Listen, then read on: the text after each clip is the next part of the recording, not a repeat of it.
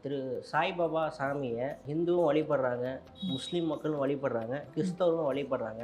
ஹிந்துவா, முஸ்லீமா, கிறிஸ்தவரா எப்படி பார்க்கறது? இறைவனுக்கு ஒரு மதத்தை கற்பிப்பது பெரிய தவறு. இறைவன் எல்லாவற்றையும் கடந்தவன். அவருக்கு எப்படி ஒரு மதத்தை நம்ம கற்பிக்க முடியும்?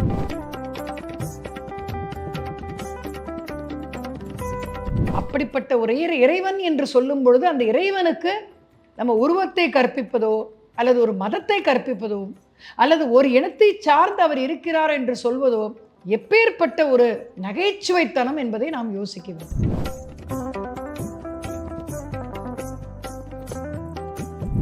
இவங்க தன்னிடம் வரும் பக்தர்கள், தன்னிடம் வரும் அடியவர்கள், இவர்கள் இந்துக்கள், இவர்கள் கிறிஸ்தவர்கள், இவர்கள் இஸ்லாமியர்கள், இவர்களுக்கு மட்டும்தான் நான் அருள் புரிவேன், இவர்களுக்கு நான் அருள் புரிய மாட்டேன் அப்படிங்கிற ஒரு பாகுபாடே இல்லாமல் எப்படி மழை பாரபட்சம் இல்லாமல் எல்லா இடங்களிலும் பொழிவதைப் போல அவர்கள் எல்லோருக்கும் தன்னுடைய கருணையை அளித்து எல்லோரையும் பாதுகாக்கிறார்கள். கற்பனைக்கும் எட்டாத அதிசயம்தான் இறைவன்.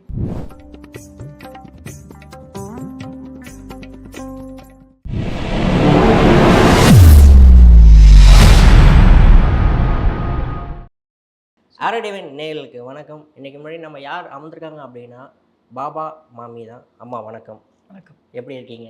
நல்லா இருக்கேன். எல்லோருக்குமே இருக்கக்கூடிய ஒரு சாதாரண கேள்வி தான், மிக எளிமையாக உங்கள்கிட்ட நம்ம பதில் எதிர்பார்க்குறோம்.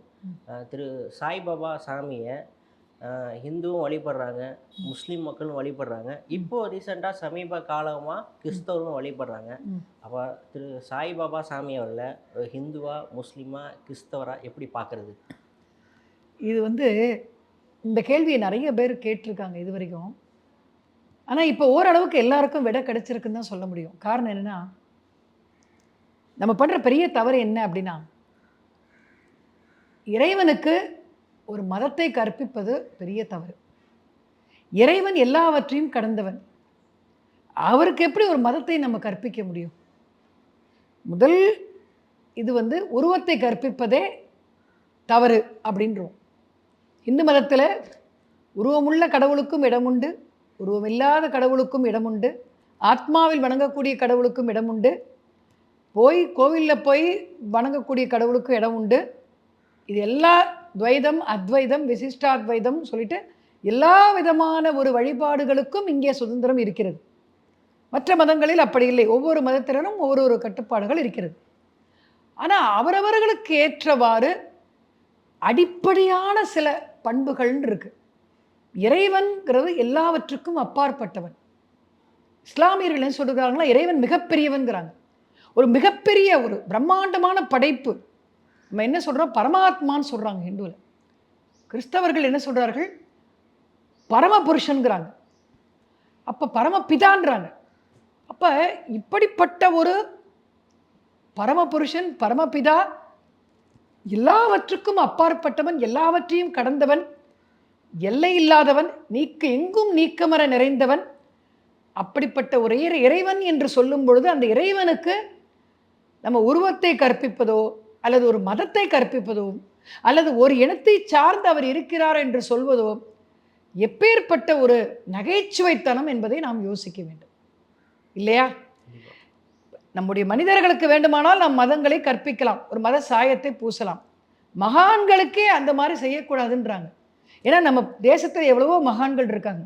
ஒவ்வொரு மகானும் ஒவ்வொரு விதமான ஒரு குலத்திலிருந்து தோற்றுவிக்கப்படுகிறார்கள். அப்படின்னு சொல்லப்போனால் சாய்பாபா இந்துவா, இஸ்லாமியரா, கிறிஸ்தவரா, இப்படியெல்லாம் நீங்கள் கேட்குறீங்க, நிறைய பேர் கேட்டிருக்காங்க.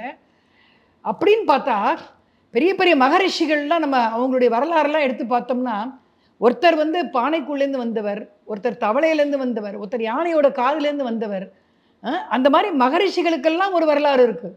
அது எப்படி வர முடியும்னு கேட்டால் அப்படித்தான், நதி மூலம் ரிஷி மூலம் பார்க்கக்கூடாதும்பாங்க.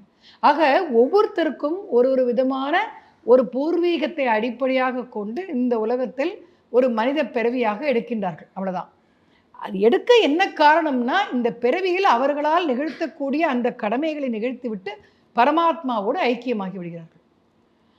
ஆக எல்லாம் வல்ல இறைவன் அப்படின்னு சொல்லும் பொழுது இந்த எல்லாம் வல்ல இறைவனுக்கு ஒரு குறிப்பிட்ட மதம், ஒரு சாயம், ஒரு குறிப்பிட்ட இனம், ஒரு குறிப்பிட்ட குலம், கை கால்கள், நம்மை போன்று இப்படிப்பட்டதான் இருப்பார் அப்படிங்கிறதெல்லாம் நம்ம கற்பனையே பண்ணி பார்க்க முடியாது. கற்பனைக்கும் எட்டாத அதிசயம்தான் இறைவன். இறைவன்னா யாரு அப்படின்னா நம்முடைய கற்பனைகளுக்கெல்லாம் எட்டாத அதிசயம். ஆக கிறிஸ்தவர்கள் அவரை கிறிஸ்தவராக பார்க்கிறார்கள், இஸ்லாமியர் அவரை இஸ்லாமியராக பார்க்கிறார்கள், இந்துக்கள் அவரை இந்துவாக பார்க்கிறார்கள். நம்முடைய சத்குரு சாய்நாதர் எல்லோருக்கும் அவரவர் விரும்பிய கடவுள், அவரவர் விரும்பிய குரு, அவரவருக்கேற்ற வகையில் காட்சி அளிக்கிறார். அப்படி இருக்கும் பொழுது எல்லாரும் அவரவருடைய இதுவா. இன்னும் ஒரு கிறிஸ்தவர் திருநெல்வேலியில் பாபாவுக்கு ஒரு கோவிலே கட்டியிருக்கார். இஸ்லாமியர்கள் எல்லோரும் வந்து பாபாவினுடைய ஆலயத்திற்கு சென்று வருகிறார்கள். அங்கே நமாசும் அங்கே நடத்தப்படுகிறது. ஆக ஒரு மகான்கள் என்று சொல்லும் பொழுது எல்லாவற்றையும் கடந்தவர்கள். நம்ம இஸ்லாத்தில் வந்து அவுலியா என்று சொல்கிறோம். அப்போ இதில் இந்துக்களில் சாதுக்கள், செயின்ட் சொல்கிறோம். இங்கிலீஷில் செயின்ட் சொல்கிறோம். நம்ம வந்து இந்துவில் சாது அப்படி சொல்கிறோம், சந்த் அப்படி சொல்கிறோம். ஸோ இவர்கள் எல்லாருக்கும் எப்படின்னா எல்லாரும் நல்லா இருக்கணும், எல்லாரும் சந்தோஷமாக இருக்கணும். இவங்க வந்து தன்னிடம் வரும் பக்தர்கள், தன்னிடம் வரும் அடியவர்கள், இவர்கள் இந்துக்கள், இவர்கள் கிறிஸ்தவர்கள், இவர்கள் வந்து இஸ்லாமியர்கள், இவர்களுக்கு மட்டும்தான் நான் அருள் புரிவேன், இவர்களுக்கு நான் அருள் புரிய மாட்டேன் அப்படிங்கிற ஒரு பாகுபாடே இல்லாமல், எப்படி வந்து மழை பாரபட்சம் இல்லாமல் எல்லா இடங்களிலும் பொழிவதைப் போல அவர்கள் எல்லோருக்கும் தன்னுடைய கருணையை அளித்து எல்லோரையும் பாதுகாக்கிறார்கள். அப்பேற்பட்ட மகான்கள் வாழ்கின்ற இந்த புண்ணிய தேசம் இது.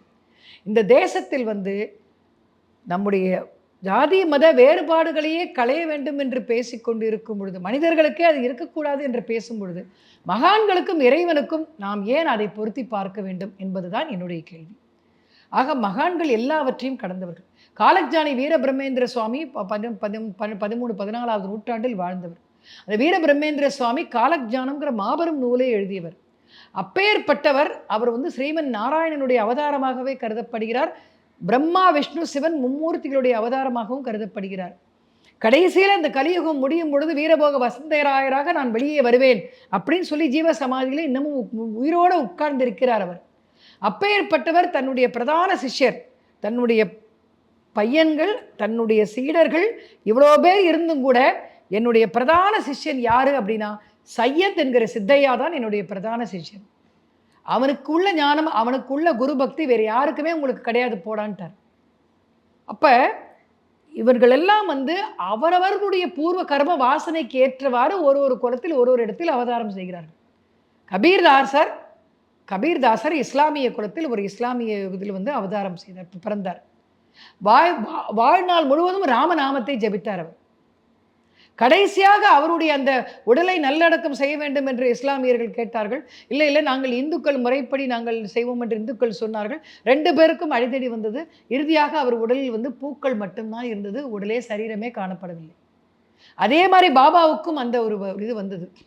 அவர் வந்து அந்த சமாதி அடைந்த பிறகு இந்துக்களும் இஸ்லாமியர்களுக்கும் இந்த மாதிரியான ஒரு பிரச்சனை வந்த பொழுது அப்பத்தான் வந்து அவர் இந்த மாதிரியான ஒரு பிரச்சனைகள்லாம் வரும் என்று முன்கூட்டியே கணித்து அவர் தன்னுடைய உடல் சமாதி அடைந்த பிறகு தன்னை கொண்டு போய் அந்த முரளிதரன் என்ற ஆலயத்தில் அமர்த்துங்கள், நான் எல்லோருக்கும் அருள் புரிபவனாக, எல்லோரையும் காப்பாற்றுபவனாக, எல்லோருக்கும் உதவி செய்பவனாக நான் இருப்பேன்.